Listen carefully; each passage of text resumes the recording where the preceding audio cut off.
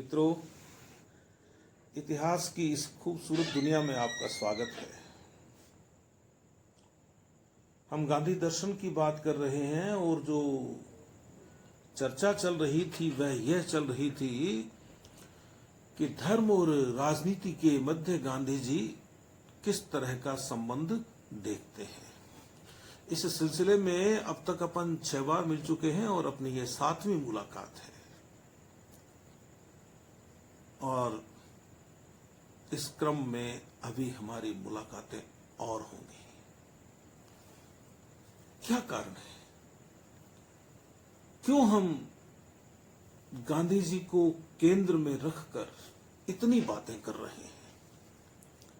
मित्रों, पिछले 100 सालों से गांधी एक ऐसा चरित्र है जो भारतीय राजनीति पर छाया हुआ है। 1948 में जब गांधी जी की हत्या हो गई थी, उसके पहले का तो आप जानते हैं कि 1920 से लेकर और 1947 तक न तो कांग्रेस और न अंग्रेज गांधी जी की उपेक्षा कर पाए। यहां तक कि वे जब विभाजन नहीं चाहते थे और उन्होंने इस दिशा में काम भी किया और उन्हें सफलता नहीं मिली, तो गांधी जी राजनीति के मुख्य मंच से हटते हुए दिखाई देते हैं 1947 से पहले। लेकिन याद रखिए, गांधी जी चाहे राजनीति के मुख्य मंच पर रहे हों या न रहे हों आजादी के 3-4 साल पहले, लेकिन जो भी फैसले लिए गए इस देश के भाग्य के संबंध में, उन फैसलों को लेने वाले लोगों के मन से फैसले लेते समय गांधी जी दूर नहीं थे। किस मजबूरी में, राजनीति में कौन सा फैसला लिया जाता है, यह एक अलग बात है, लेकिन कोई भी राष्ट्रीय नेता गांधी जी को भूल नहीं पाया। उसे ध्यान में रहा कि गांधी यही कहीं है और वे देख रहे हैं सब कुछ। और अंग्रेज भी यही सोचते रहे कि बातें तो अपन कर रहे हैं, लेकिन गांधी जी क्या सोचेंगे, गांधी जी का अगला कदम क्या होगा, यह चिंता उनको हमेशा सताती रहती थी।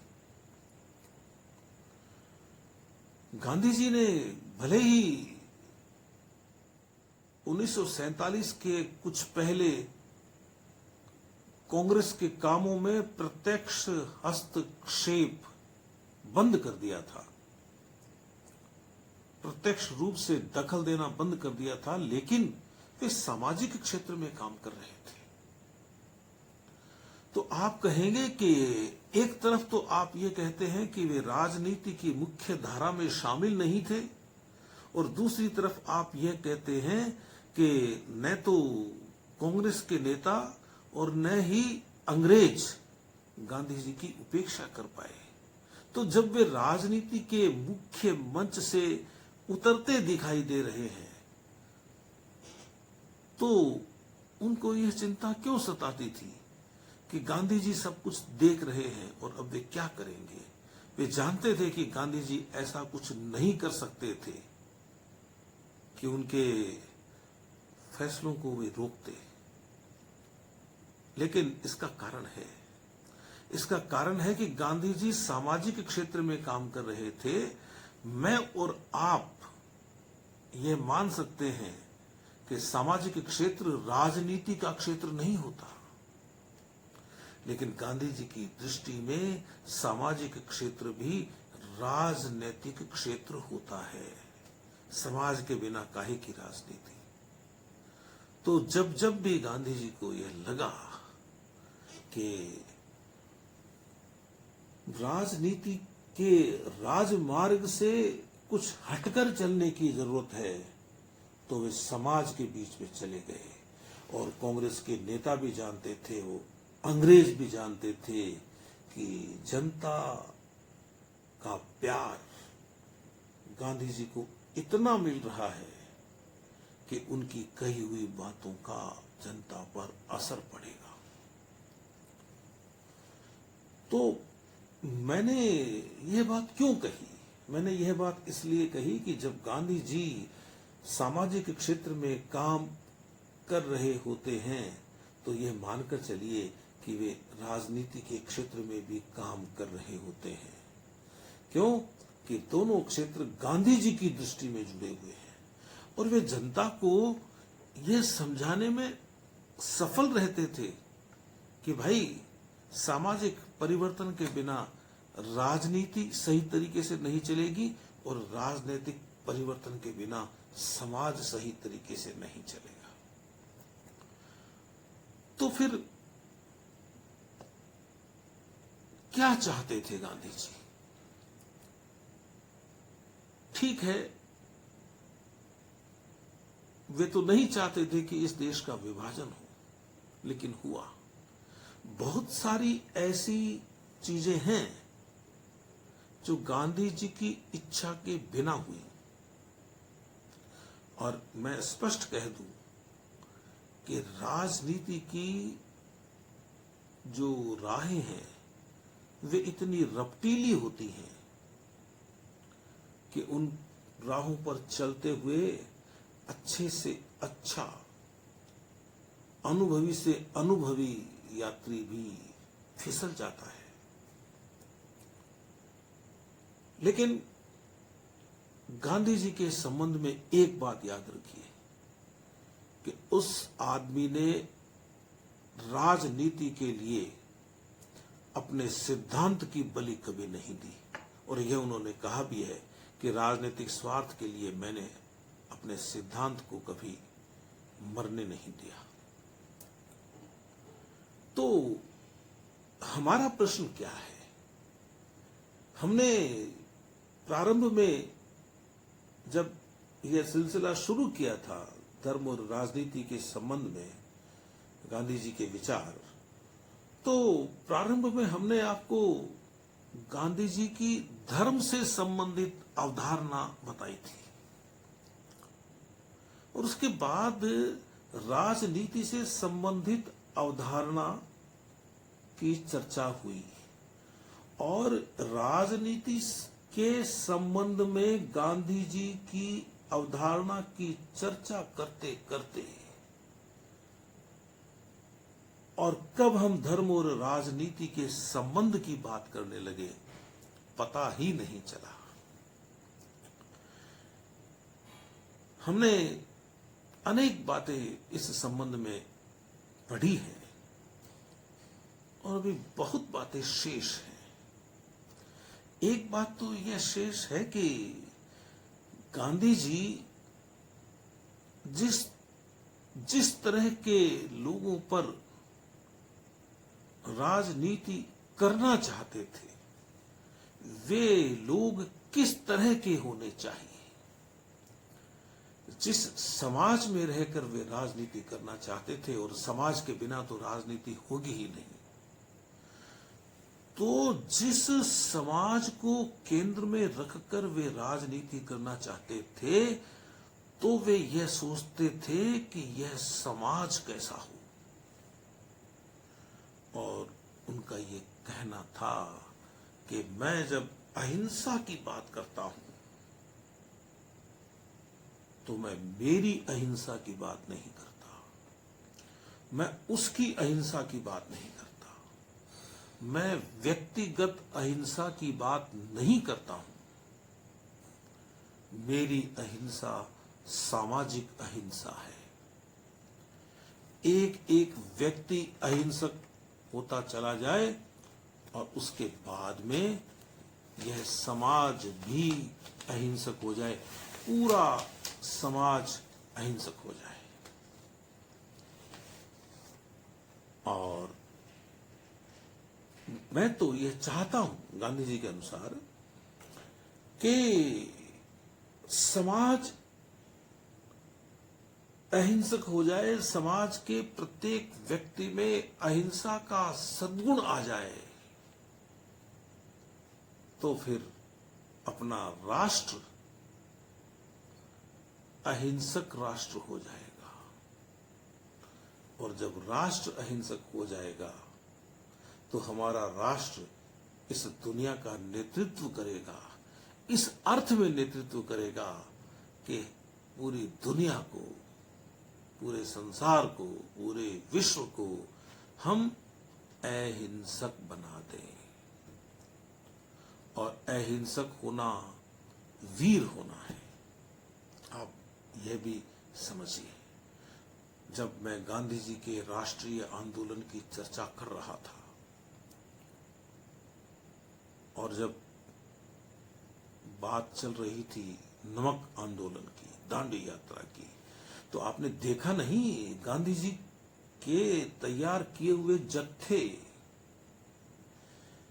पुलिस के सामने जाते, लाठियां खाते, घायल होते, गिर जाते, लेकिन वे हिंसा नहीं करते।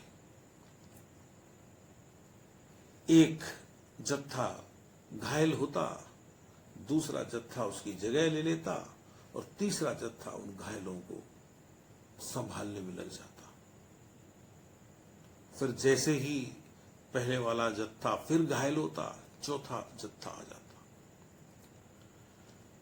तो गांधी जी ने ये जो कहा कि मैं तो अहिंसा को व्यक्तिगत गुण के रूप में देखता ही नहीं, मैं तो उसे सामाजिक गुण के रूप में देखता हूं। गांधी जी ने कहा कि आपको ऐसा क्यों लगता है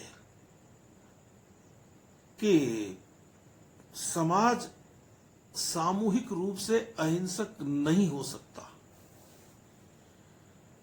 या राष्ट्र अहिंसक नहीं हो सकता या ये दुनिया अहिंसक नहीं हो सकती? उन्होंने अपने तरीके से समझाया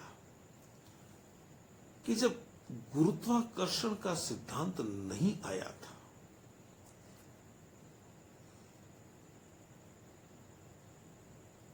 और उस खोज के परिणाम नहीं मिले थे, तब तक क्या लोग इन बातों को मानते थे? नहीं मानते थे। लेकिन उसके बाद में मानने लगे ना कि गुरुत्वाकर्षण का एक नियम होता है। इसी तरह से जब अहिंसा राष्ट्रीय और अंतरराष्ट्रीय हो जाएगी तो लोग मानने लगेंगे। पहले कोई चीज कठिन लगती है और जब वह चीज मिलनी प्रारंभ हो जाती है, मिल जाती है, तो सरल लगती है, ये उन्होंने कहा। हां, मैंने पहले भी कहा और मैं आज भी कहता हूं कि गांधी जी एक आदर्श को लेकर चलते थे। उनका कहना था कि आदर्श को पूजना बुरी बात नहीं है, आदर्श को निभाने की कोशिश करनी चाहिए। भले ही हम जानते हो कि उस आदर्श को प्राप्त करना मुश्किल है या असंभव है, लेकिन सिर्फ इस कारण से कि हमने यह सोच लिया है कि हम किसी आदर्श को प्राप्त नहीं कर सकते, उस आदर्श की दिशा में बढ़ना नहीं रोकना चाहिए। तो उन्होंने कहा कि जब यह समाज समझ जाएगा अहिंसा की महिमा, तो समाज का पूरा रूप स्वरूप ही बदल जाएगा। लेकिन आदर्श की बात करते करते भी गांधी जी ने अनेक अवसरों पर व्यवहार की बात भी कही है। वैसे तो उनकी सारी बातें ही व्यावहारिक हैं, लेकिन जब वे आदर्श के चरम की बात करते हैं, दर्शन की बात करते हैं, तो लगता है कि ये गांधी जी क्या बात कर रहे हैं। ऐसा हो सकता है क्या कि सारी दुनिया अहिंसक हो जाए। लेकिन गांधी जी ने व्यवहार की बात कहना नहीं छोड़ा। उन्होंने कहा कि कोई भी सरकार पूरी तरह से अहिंसक बनकर कामयाब नहीं हो सकती, क्योंकि वह कुछ लोगों का नहीं, सभी लोगों का प्रतिनिधित्व करती है सरकार। और उन्होंने कहा कि आज की तिथि में मैं नहीं मानता कि वह स्वर्णिम युग आ जाएगा, लेकिन मैं मुख्य रूप से अहिंसा पर आधारित समाज की संभावना की आशा अवश्य प्रकट करता हूं और उसके लिए मैं कोशिश करता रहूंगा। फिर उन्होंने कहा कि आप एक बात बताइए, क्या किसी आदर्श समाज में, आदर्श समाज नाम ले रहा हूं मैं, आदर्श समाज की बात कर रहा हूं, कि जब कोई आदर्श समाज हो जाता है तो क्या उस समाज को सरकार की दरकार होती है क्या? गवर्नमेंट होनी चाहिए क्या? राजा होना चाहिए क्या? प्रधानमंत्री, राष्ट्रपति या मुख्यमंत्री होने चाहिए क्या? उनकी कोई जरूरत है क्या? तो उन्होंने कहा कि भाई मेरा यह मानना है कि यदि समाज अहिंसा के चरम आदर्श को लक्ष्य बनाकर उसकी तरफ जाने की कोशिश करे तो मैं नहीं कहता कि सरकार की जरूरत नहीं होगी, ऐसी स्थिति आ जाएगी, मैं नहीं कहता। लेकिन उन्होंने थोरो को उद्धृत किया और कहा कि एक ऐसी सरकार तो स्थापित हो ही सकती है जो कम से कम शासन करे, यह उन्होंने कहा। उन्होंने कहा कि उन्होंने एक उदाहरण दिया, यूक्लिड की रेखा का उदाहरण। यूक्लिड की रेखा क्या है? यूक्लिड का नाम तो आपने सुना होगा। ईसा के 300 साल पहले यूनान में एक दार्शनिक हुआ था और जिसने गणित के संबंध में कुछ स्वसिद्ध दिए थे कि भाई ये बातें तो हैं। स्वसिद्ध को एक्सियोम्स कहते हैं। कुछ नियम बताए यूक्लिड ने कि भाई ऐसा होता है। हालांकि विद्वानों में ऐसे भी हुए जिन्होंने कहा कि यूक्लिड हुआ ही नहीं। खैर, वह हमारा विषय नहीं है। हमारा विषय तो यह है कि गांधी जी ने यूक्लिड को क्यों उद्धृत किया। बस ये आपको ध्यान होना चाहिए कि यूक्लिड कहां का था, कौन था। ईसा के 300 साल पहले हुआ। टॉलमी फर्स्ट राजा था। 306 से 283 ईसा पूर्व तक टॉलमी फर्स्ट का समय रहा। और एक किताब है, कई किताबें हैं, लेकिन एक एलिमेंट किताब है यूक्लिड की। तो यूक्लिड ने कहा रेखा के संबंध में, रेखा का मतलब आप समझते होंगे। एक नियम दिया कि एक बिंदु से लेकर दूसरे बिंदु तक एक सरल रेखा खींचना संभव है। यूक्लिड ने कह दिया। अब वैसे तो यदि हम यह कहें कि हम सूर्य से लेके और पृथ्वी तक, पृथ्वी पर जहां मैं बैठा हूं, यहां से लेके और मैं सूर्य तक, या मुझे अपने इस अध्ययन कक्ष की जो खिड़की है, जो दरीचा है, उससे चंद्रमा दिखाई दे रहा है, तो मैं यहां बैठा और उस चंद्रमा तक क्या एक सीधी रेखा खींच सकता हूं? यूक्लिड के अनुसार खींच सकता हूं। एक रस्सी चंद्रमा पे बांधी जाए और एक रस्सी यहां मेरी टेबल पे बांध दी जाए तो हो जाएगी सीधी रेखा। लेकिन यह तो आदर्श हुआ ना, व्यवहार में ऐसा नहीं हो सकता।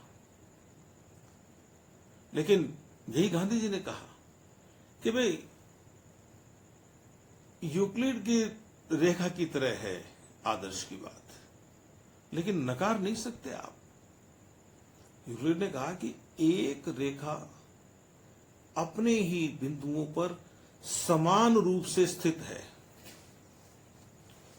ना। एक रेखा अपने ही दो बिंदुओं पर समान रूप से स्थित है। अब आप उन दो बिंदुओं की कल्पना कीजिए, महीन से महीन बनाइए दो बिंदु, वो मिल जाएंगे आपस में, रेखा दिखेगी क्या? लेकिन रेखा तो खींची जा सकती है, हम उसकी मोटाई तो नहीं नाप पा रहे हैं ना भाई, उसको और महीन नहीं कर पा रहे, वो छोटा नहीं कर पा रहे। कहा कि यूक्लिड ने कहा कि एक सरल रेखा दो बिंदुओं के बीच की न्यूनतम दूरी है। अब दो बिंदुओं के बीच की न्यूनतम दूरी नाप लीजिए, एकदम दोनों बिंदु, एक बिंदु के बिल्कुल ऊपर दूसरा बिंदु आ जाएगा आप यदि प्रयास करेंगे तो अपने पेन या अपनी पेंसिल से। तो गांधी जी ने कहा कि भाई यूक्लिड की रेखा की कोई मोटाई नहीं है, और आज तक कोई व्यक्ति ऐसा नहीं हुआ जो यूक्लिड के अनुसार वैसी रेखा खींच पाया हो। फिर भी उस आदर्श रेखा को ध्यान में रखते हुए ज्यामिति ने इतनी प्रगति की है कि क्या कहना। तो मैं जब किसी अहिंसक समाज की बात करता हूं और उस बात के चलते लोग अपने जीवन में अहिंसा के प्रयोग करें, अकेला व्यक्ति नहीं करे, बहुत सारे व्यक्ति करें, तो क्या समाज प्रगति नहीं कर सकता? मैं एक व्यक्ति के रूप में हिंसक हो सकता हूं, कोई व्यक्ति ऐसा नहीं है जो हिंसक नहीं है। मैं यदि अपनी वाणी से किसी को कष्ट पहुंचाता हूं तो भी मैं हिंसक हूं। अब वह तो खैर जब अहिंसा की बात करूंगा तो बताऊंगा मैं। यदि कोई भूखा व्यक्ति मेरे पास आ जाता है, भूख मरता हुआ, और मेरे पास कुछ नहीं है उसके देने के लिए, मैं ऐसी जगह बैठा हूं, जंगल में मिल गया, और वो ये कहेगी मैं तो तुझे खाऊंगा, और वह हिंसा भी नहीं कर रहा है, वह कह रहा है कि मैं भूख मर रहा हूं, मुझे कुछ खाने के लिए चाहिए, मैं तो आपको खाऊंगा, और मैं उसे मना करता हूं, तो भी मैं हिंसा कर रहा हूं। अब उस स्थिति में क्या करना चाहिए वह एक अलग प्रश्न है। जब अहिंसा की बात करेंगे तो ऐसे प्रश्नों के उत्तर ढूंढने की कोशिश भी करेंगे। लेकिन यहां मैं ये कह रहा हूं कि गांधी जी ने यूक्लिड की रेखा का उदाहरण देते हुए यह समझाने की कोशिश की कि आप यूक्लिड के कहे अनुसार रेखा नहीं खींच सकते, लेकिन उसकी बात करते हुए ज्यामिति ने कितना विकास कर लिया, कितनी बातें हो गई। तो अहिंसा की बात करते हुए, उसको केंद्र में रखते हुए, यह समाज है वह बहुत प्रगति कर सकता है। पूरी तरह से आदर्श समाज तो नहीं हो सकता, लेकिन एक ऐसा समाज बन सकता है जो कम बुराइयों से ग्रसित हो। और ऐसे समाज में होने वाली राजनीति भी ऐसी राजनीति होगी जिसमें बुराइयां अपेक्षाकृत कम होंगी। तो ऐसा समाज चाहते थे गांधी जी कि वहां यदि राजनीति हो तो वह राजनीति ऐसी हो कि लोगों पर शासन कम से कम करना पड़े। इस संदर्भ में हम अगली बार मिलेंगे तो कुछ और बातें करेंगे। तब तक के लिए अपने इस दोस्त को अनुमति दीजिए। नमस्ते।